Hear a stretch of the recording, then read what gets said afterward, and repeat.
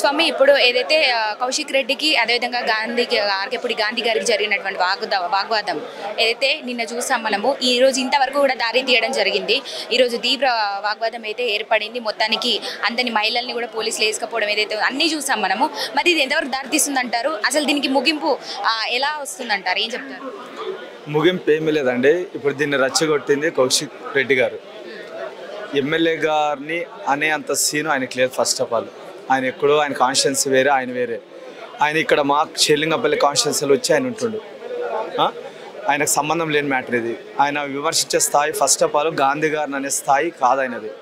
ఆయన నోరు అదుపులో పెట్టుకొని మాట్లాడితే ఇంత పరిణామాలు జరిగేవి కాదు. ఆయన అందుకోసం ఆయన ఫస్ట్ ఎమ్మెల్యే గారికి క్షమాపణలు చెప్పాలి.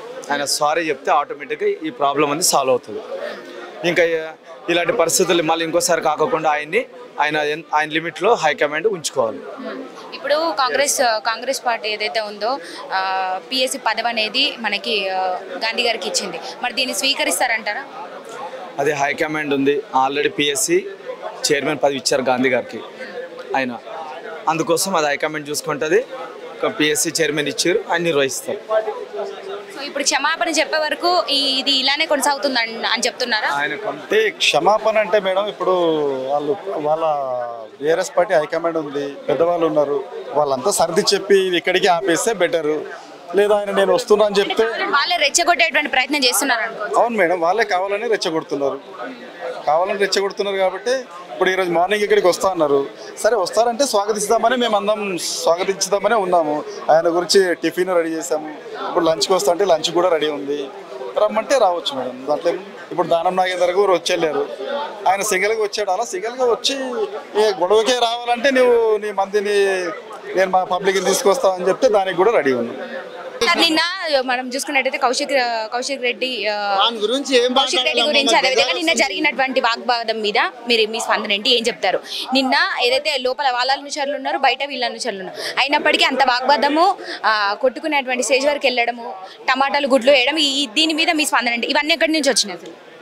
మేడం, కౌశిక్ రెడ్డి అనేవాడు ఫస్ట్ ఎలక్షన్ గెలిచిండు. ఆ ఎలక్షన్ కూడా ఎట్లా గెలిచిండు?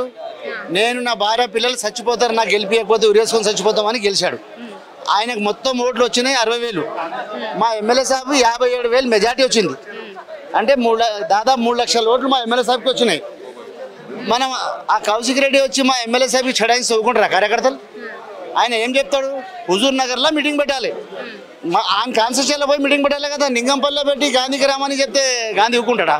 గాంధీ చిన్న బచ్చగాడుగా నడుతుండు. అరకెప్పుడు గాంధీ వేసుంటారు అందరికి తెలియదా? ఆయనకు రెచ్చగొట్టి 11 గంటలకు వస్తా, జెండా వేపిస్తా, నేను గాజులు తీసుకొని పెట్టినా, నేను చీర పెట్టినా అంటే ఆడపిల్లలకు అవమానిస్తారా? మనం ఒక అమ్మకు పుట్టినాం, అమ్మకి అవమానిస్తారా? నేను గాజులు చీరలు ఇస్తా అంటే ఆడపిల్లకు అవమానించి చేసినట్టే కదా. మేము ఏం చెప్పినాం? నువ్వు 11 గంటలకు వస్తానో కదా, నువ్వు రాకపోతే నేను 12 గంటలకు వస్తా అని పోయినాం. ఆయన కొట్టడానికి పోతే 500 మంది పోతారు.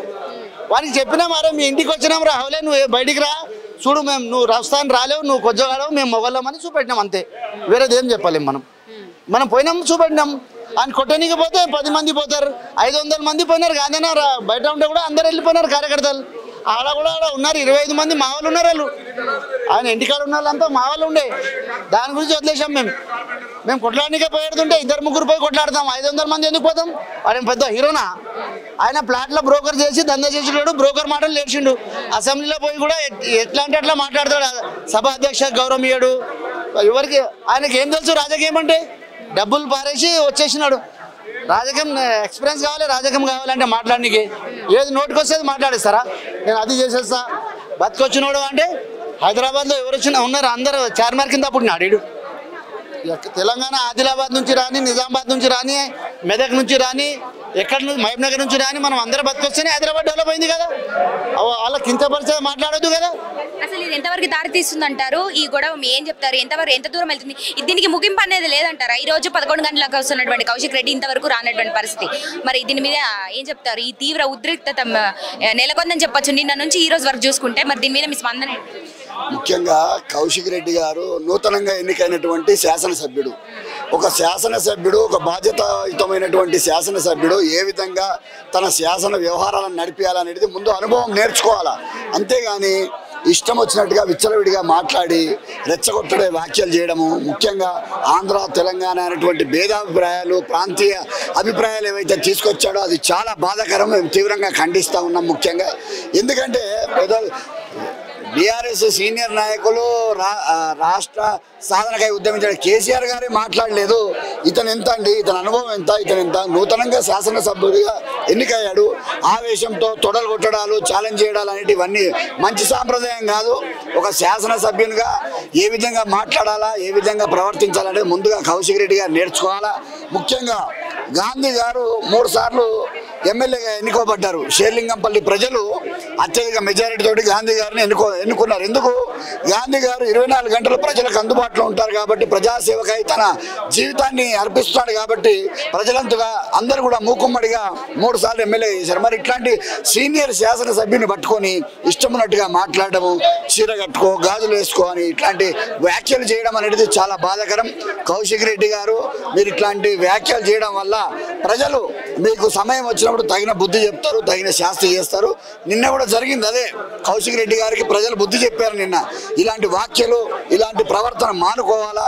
ఒక హుందాతనాన్ని, ఒక శాసనసభ్యుడిగా ఉన్నావు, ఒక పదవి బాధ్యత ఉంది, హుందాతనంగా మాట్లాడడం నేర్చుకోవాలని చెప్పి కౌశిక్ రెడ్డి గారికి మేము హితబోధ చేస్తా ఉన్నాం. వాగ్వాదానికి వెళ్ళినటువంటి వీళ్ళిద్దరి మధ్య ఏదైతే కౌశిక్ రెడ్డి ఇంటికి గాంధీ వెళ్ళడం జరిగింది, ఇది వాగ్వాదం అని అనుకోవచ్చా, లేదంటే తీవ్ర ఉద్రిక్తత నెలకొనడానికి గల అట్లాంటి దానికి చోటు చేసుకుందనొచ్చా? అంటే ఏం చెప్తారు? ముఖ్యంగా అమ్మ ఏంటంటే గాంధీ గారు కౌశిక్ రెడ్డి గారి ఇంటికి వెళ్ళాల్సినటువంటి మాటల యుద్ధం మధ్య ఇంత పెద్ద యుద్ధం ఎలా జరిగింది అనుకోవచ్చు? అంటే కొట్టే వరకు వచ్చేటువంటి సిచ్యువేషన్ ఎలా కలిగింది? ఇంత వాగ్వాదం ఎందుకు ఏర్పడింది? వాస్తవంగా దీనికి అంతటికి కూడా మూల కారణం కౌశిక్ రెడ్డి గారు. వారు చేసినటువంటి వ్యాఖ్యానాలు కానీ, వారు మాట్లాడినటువంటి ప్రెస్ మీట్లలో మాట్లాడినటువంటి వ్యాఖ్యలు కానీ, ఇవన్నీ కూడా ఒక రెచ్చగొట్టే విధంగా, ఒక శాంతియుత వాతావరణాన్ని చెడగొట్టే విధంగా, హైదరాబాద్కున్న బ్రాండ్ ఇమేజ్ని ఖరాబ్ చేసే విధంగా అతను ప్రవర్తిస్తూ ఉన్నాడు. అతను రెచ్చగొట్టాడు. ఏమని రెచ్చగొట్టాడు? గాంధీ గారు నేను 11 గంటలకల్లా మీ ఇంటికి వస్తా, మీ ఇంట్లోకి వస్తా, నేను జెండా ఎగరేస్తా, మిమ్మల్ని అది చేస్తా, ఇది చేస్తాను, ఇట్లాంటి వ్యాఖ్యలు చేశాడు. గాంధీ గారు ఏమన్నారు? ముఖ్యంగా షేర్లింగంపల్లి ప్రజలే కాదు, రాష్ట్ర ప్రజలందరికీ కూడా తెలుసు గాంధీ గారు ఎంత సౌమ్యుడు, ఎంత సోదరభావంతో ఉంటాడు అనేది అందరికీ తెలుసు. ఎప్పుడు కూడా ఆయన ఇట్లాంటి వ్యాఖ్యలు చేయలేదు. మరి అట్లాంటి రెచ్చగొట్టే వ్యాఖ్యలు ఏదైతే కౌశిక్ రెడ్డి చేశాడో దానికి అనుబంధంగానే గాంధీ గారు ఏమన్నారు? నువ్వు 11 గంటల వరకు రాకపోతే 12 గంటలకు నేను మీ ఇంటికి వస్తాను, మరి ఏం చేస్తావో చూస్తానని చెప్పడం జరిగింది. అందులో భాగంగానే అతని ఇంటికి వెళ్ళడం జరిగింది తప్ప వేరే ఉద్దేశం కాదు. ముఖ్యంగా కౌశిక్ రెడ్డి గారికి మేము చెప్పేది ఒకటే, అయ్యా నువ్వు నూతనంగా ఎన్నికైనటువంటి శాసనసభ్యుడవు, నీకు ఇంత అహంకారము, ఇంత ఆవేశం పనికిరాదు, అనుభవంతో నేర్చుకోవాలా. ముఖ్యంగా నీ శాసనసభను, నీ కాన్స్టిట్యున్సీని అభివృద్ధి చేసుకో, మంచి పద్ధతిలో చేసుకో, అంతేగాని తొడగొట్టడాలు, ఛాలెంజ్ చేయడాలు ఇట్లాంటి పనికిరావు రాజకీయాలలో. ఇట్లాంటి చాలా చూసాము. ఇట్లాంటి చేయడం వల్ల నీకే నష్టం జరుగుతుంది. ప్రజలు ఎలా బుద్ధి చెప్పాలన్నా అలా బుద్ధి చెప్తారు. కాంగ్రెస్ ప్రభుత్వం గాంధీ గారికి ఏఓసీ పదవి ఇచ్చింది, మరి దీన్ని స్వీకరిస్తారంటారా? ఇప్పుడు పిఎస్సి పదవి అనేది శాసనసభకు సంబంధించినటువంటి అంశం. పిఎస్సి చైర్మన్ ఇవ్వడం అనేది ఏంటంటే అసెంబ్లీ స్పీకర్ గారు, ఎవరైతే అసెంబ్లీ శాసనసభాధిపతి ఉంటుందో వారి చేతిలో ఉంటుంది పిఎస్సి చైర్మన్ ఎవరికి ఇవ్వాలి ఏంటని. ఒక ప్రతిపక్షానికే ఇవ్వాలనేది ఎక్కడ కూడా చట్టంలో లేదు. ఒక ప్రతిపక్షం అంటే ఎలాంటి ప్రతిపక్షమైనా ఒక ప్రతిపక్ష సభ్యునికి ఇవ్వాలనే ఆలోచనతో పిఎస్సి చైర్మన్, అందులో గాంధీ గారు అనుభవజ్ఞుడు. అందులో గాంధీ గారు ఏంటంటే ఎమ్మెల్యే గాంధీ గారు అనుభవజ్ఞుడు, ప్లస్ ఆయన మీద ఒక మచ్చలేని నాయకుడు కాబట్టి ఆయనకి ఇస్తే ఈ పద్దుల కమిటీకి ఒక మంచి జరుగుతుందన్న ఉద్దేశంతో గాంధీ గారికి పిఎస్సి చైర్మన్ పదవి ఇవ్వడం జరిగింది.